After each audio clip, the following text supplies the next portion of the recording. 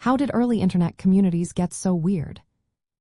Imagine a world where connecting with others online was like stepping into a strange new universe.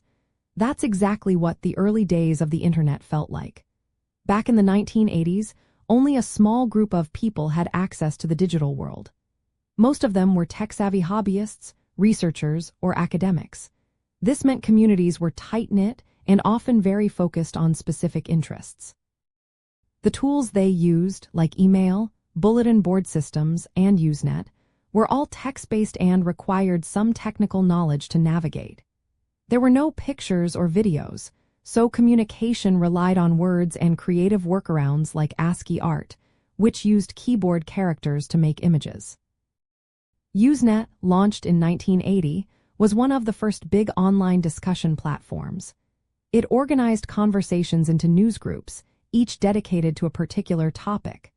Because it was decentralized, messages spread across servers worldwide, creating unique cultures in each group. Some groups became known for inside jokes, slang, and traditions that only members understood. The lack of moderation meant conversations could get wild or bizarre, with users testing the limits of what could be said or shared. Bulletin board systems, or BBS, were another key part of early online life. These were run by individuals or small groups, each with its own rules and community vibe. Users dialed in with modems, sometimes waiting in line to get connected. They shared files, played text-based games, and discussed everything from hobbies to politics. Because you had to know about a BBS to join, it created a sense of exclusivity. You had to learn its language and customs to fit in, which added to the quirky, sometimes odd, culture. In the late 1980s, CompuServe became popular. It offered forums, email, and file sharing, making online interaction more personal and immediate.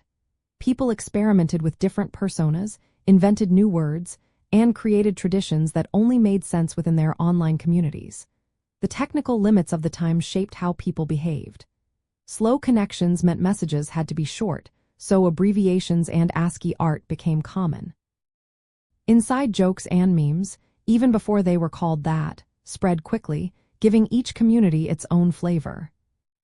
The weirdness of these early communities comes from how different they were from today's polished social media. Back then, it was all about discovery, making things up as you went along, and feeling like pioneers in a new frontier. The communities were raw, unfiltered, and deeply personal.